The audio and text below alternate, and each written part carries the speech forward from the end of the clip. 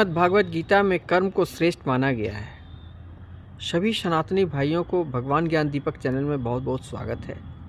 आइए श्रीमद् भागवत गीता का अध्याय 2 का 47 नंबर श्लोक में कहा है कि कर्मण्ये बाधिता रस्ते माँ फलेषु कदाचन, कर्म किए जाओ।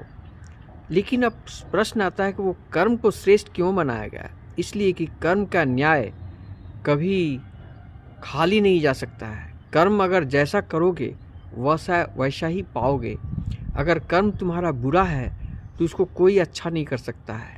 ये लौट कर आएगा ही और तुम्हें इसको दंड देगा ही।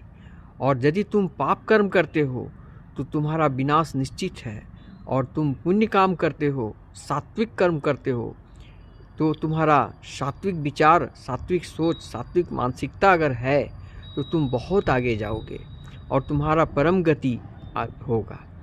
संसार में 2 प्रकार की गति होते हैं, एक सद्गति, एक अधोगति।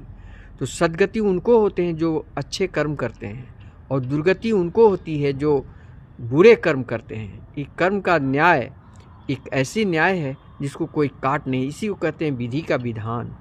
अब प्रश्न आता है कि कर्म इंसान कैसे अच्छा कर सकता है।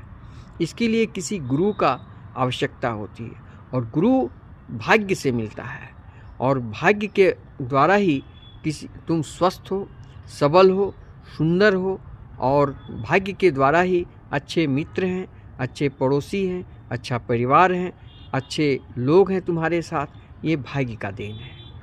इसलिए कहा गया है श्रीमद् भागवत गीता में कि कर्म ही प्रधान है।